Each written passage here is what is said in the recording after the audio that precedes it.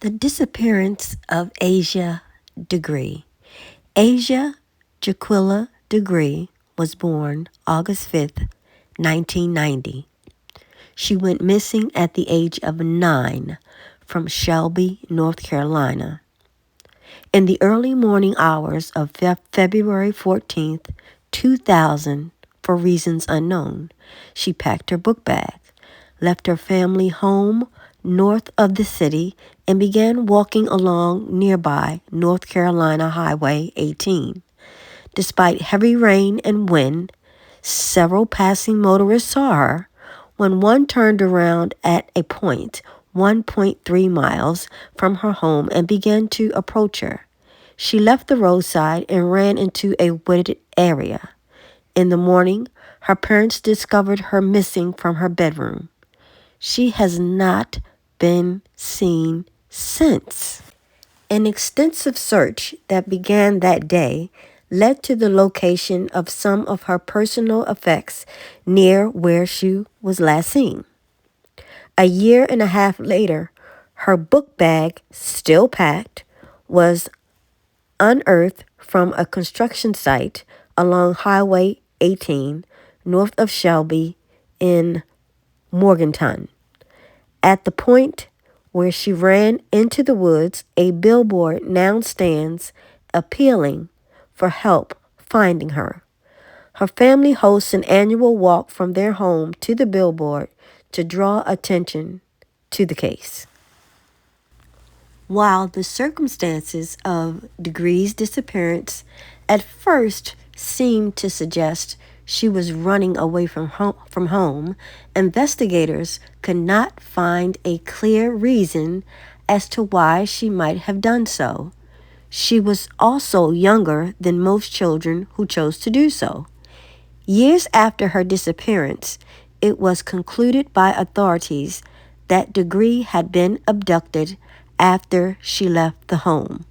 The case has drawn national media attention. In 2015, the Federal Bureau of Investigation joined state and county authorities in a reopened investigation, offering a reward to information that could help solve the case. 10 years later, the case has been declared a homicide investigation, and suspects have been named after several searches. Now we are 20 years later, and they are in search of Asha Degree today. I wanted to report this story because I had never heard of Asha Degree before. And it is so crazy to me that after 20 years, she has still not been found. I'm glad that they are still searching. They haven't given a reason as to, what led them to do this extensive search today, and I'm sure more will come out, but I would like to stay on top of this because this is crazy to me, and not one person called the police. I just want to give you a little bit more background before I go on to what's been going on today. It was February 13th, a Sunday. The children went to church from a relative's house and then returned home. Around 8 p.m. that night, both children went to bed in the room they shared. She did have an older brother, and they shared a room. Almost an hour later, the power went out in the neighborhood after a nearby car accident. The power came back on at 12:30 a.m., at which time Harold checked on his children and saw both Asha and O'Brien asleep in their beds. He checked again shortly before he went to bed at 2:30 a.m. and again saw them both. Shortly afterwards, O'Brien, then age 10, recalls hearing Asha's bed squeak. He did not further rouse himself, as he assumed She was merely changing positions in her sleep. Apparently, around this time, Asha got out of bed, taking a book bag she had previously packed with several sets of clothes and personal items, and left the house between 3:45 and 4:15 a.m.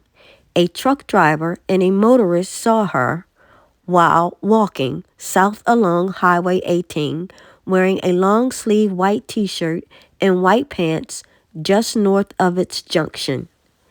They reported this to police after seeing a TV report about her disappearance. The motorist said that he turned his car around because he thought it was strange a small child would be out by herself at that hour. He circled 3 times and saw Degree run into the woods by the roadside and disappear.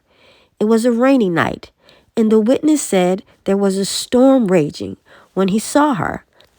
County Sheriff Dan Crawford said, "We're pretty sure it was her because the description they gave are consistent with what we know she was wearing."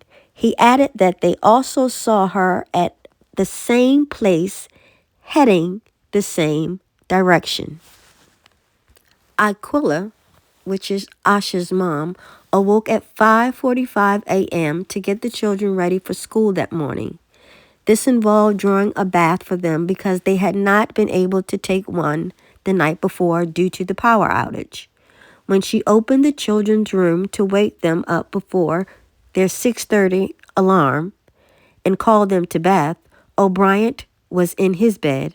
Asha was not, and Aquila was unable to find her in the house or in the family cars. She told Harold she could not find their daughter. He suggested Asha might have gone over to the mother's house across the street. When Aquila called there, her sister-in-law said Asha was not there. That's when I went into panic mode. I heard a car next door. I put shoes on and ran outside. Aquila called her mother, who told her to call the police. So this is the backstory of her disappearance, which sounds totally insane to me. And I'm going to let you hear now what has been going on since about 3 days ago and 25 years later. Ignited search for Asha Degree 25 years after she went missing. Today, investigators swarmed to a Lincoln County property, searching the area as the community continues to remain hopeful for a conclusion in this case. WCNC Charlotte's Siobhan Riley spoke with Asha's father about his hopes for this case. This billboard is a reminder of the $45,000 reward that's being offered to anyone who knows what happened to Asha Degree. People in this community tell me they are not giving up until this case is solved. Still hold out that little hope that she's out there somewhere. Brenda Bomer drives past this billboard off Highway 150 in Cherryville every day. She says there's not a day that goes by that she doesn't think about Asha Degree, who disappeared on Valentine's Day 25 years ago during a severe rainstorm. Still think about your own kids when something like this happens to somebody. You think about, what would I do if it happened to me? Investigators searched the property in Lincoln County. Records show the previous owner was Roy Dedman. Last month, we told you the Cleveland County Sheriff's Office said back in September, a man spoke with detectives saying he recalled a time when one of Dedman's daughters made claims that she killed Asha Degree. Rebecca Hopper is close friends with Asha's family. Hopper was home when she got the news about Asha's disappearance. The latest update in this case still has her asking a lot of questions. I think about the family, and how they've been feeling and what's been going on in their lives, wondering if she's dead or alive. Jacqueline Green, who was Asha's cousin, told us over the phone she remembered Asha ushering at Macedonia Missionary Baptist Church February 14th in 2000 before the 9-year-old disappeared that night. I still always have my hope, always at the end of the day. I don't never give up hope. Anytime faith and hope, and I pray that they do as well. Hopper, who has been following this case since the beginning, says she can't understand why it's taking investigators so long to solve this mystery. But she says this billboard gives her some confidence that she and family members will get the closure they need. And I'm hoping and praying that this mystery will be solved this time. Now, I did speak with Asha's father at his home today. He did not want to talk on camera, but he did tell me he is not losing hope, and he is encouraging anyone who knows something to speak up. In Cherryville, Siobhan Riley, WCNC Charlotte.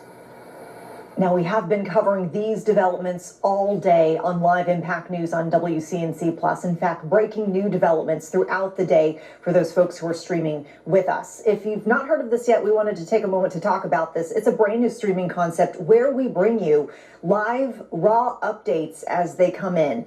Deeper insights as well that we might not always have time for on television. In fact, earlier today, I was one of many guests joining our Nick Sturdivant this afternoon, sharing how Asha's case has made an impact on this community and on us too. And hers was one of the first cases that I became acquainted with when I started here at WCNC Charlotte just before the 20-year anniversary of her disappearance. I started here with WCNC Charlotte in January of 2020. And we know that we mark Asha's case. We usually tend to resurface her case on Valentine's Day every year. And so that was one of the first cases, long-standing cases, if you will, that I became acquainted with when I moved here to Charlotte. Having started in January 2020, that was the year that they marked 20 years of her disappearance. They released that age progression photo showing her what she would look like if she were a young woman today. And I remember looking at that photo and going, she should be a young woman. That should be a real picture of her. Yeah. But we just don't know if she's alive. At the time, we didn't know. And it made me really sad. And it embedded that story in my mind. And we know that story is sitting with so many in the community, in addition to, of course, the family. Lots of folks. Since this morning, the search efforts. Let me give you an update on where we are now with the search efforts. So this is you can find this on WCNC.com. So a Lincoln County property that was searched Friday in connection with the disappearance of Asha Degree was once owned by a prominent figure in this investigation, according to records. Now, the property located at the intersection of North Carolina Highway 274 and North Carolina 182 appears to be vacant, boarded up building near a fire department.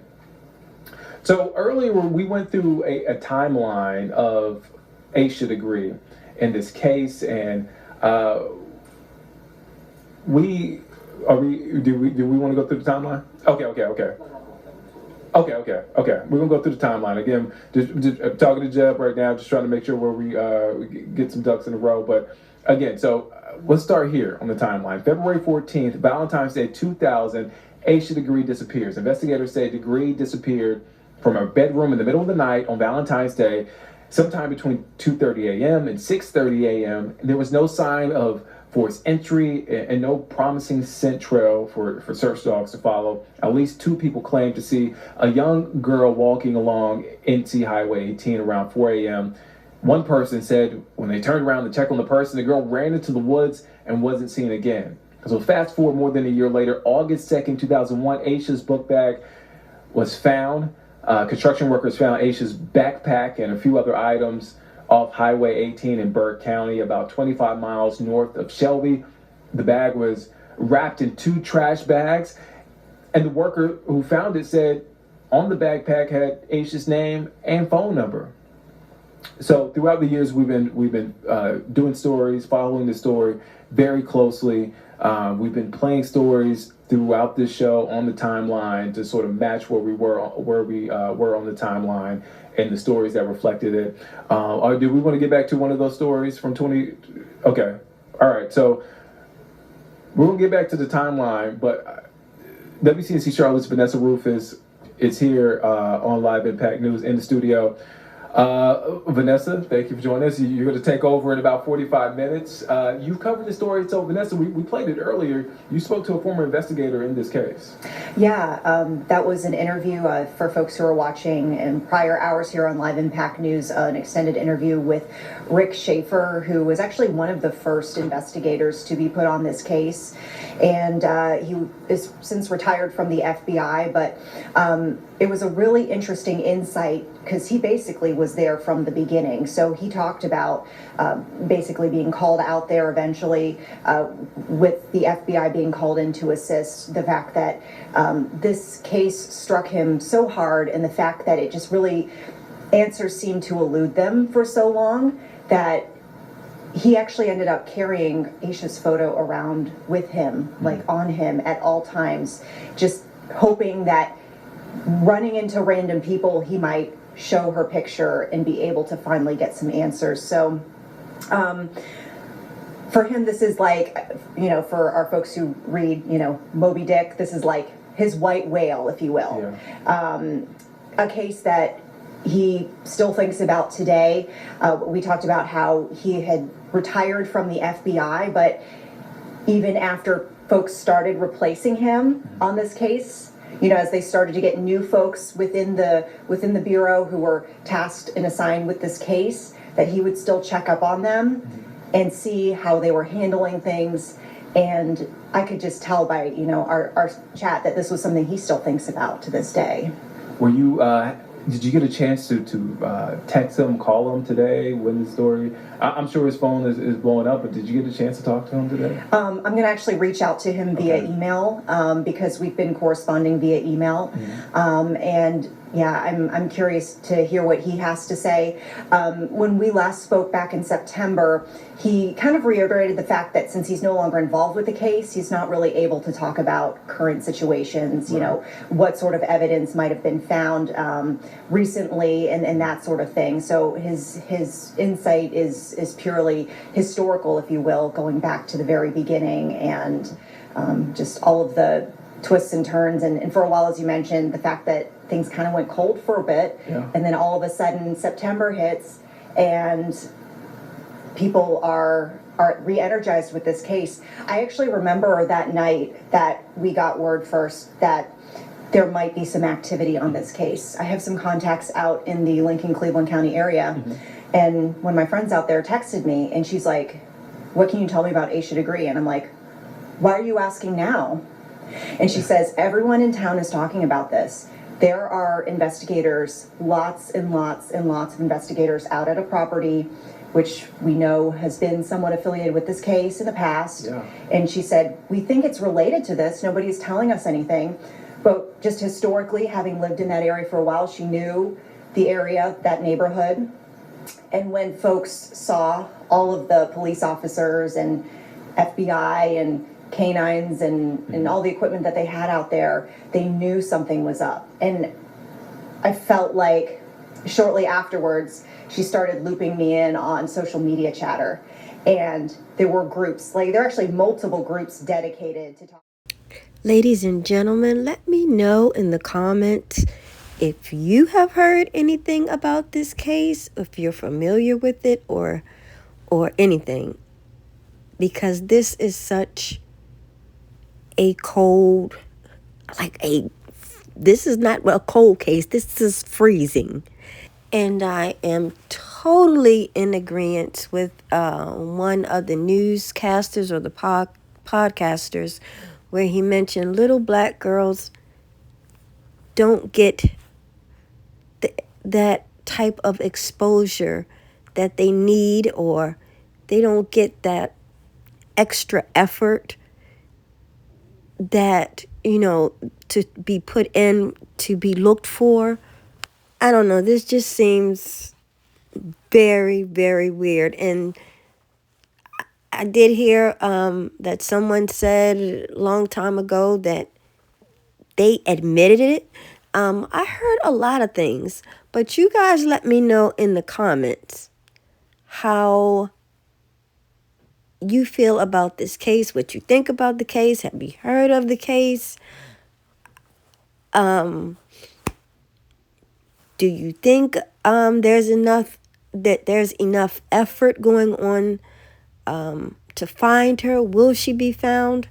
I don't know. I'm just praying that whatever happened, they will find out and the family will have some closure, because this would devastate me to live with this for 25 years. And like I said, I don't know what brought them out today. But now that I do know about this case, I'm going to do my best to stay on top of this case, because this is it's very sad. It's very sad. A 9-year-old girl just gets up in the middle of the night and she's gone. Just vanished off the face of the earth. Gone. She took her book bag and gone. I don't know, guys. Again, let me know in the comments how you are feeling about the case, or if you've even heard of it. And on the way out, don't forget to like, definitely share, and subscribe. Thank you for watching and listening.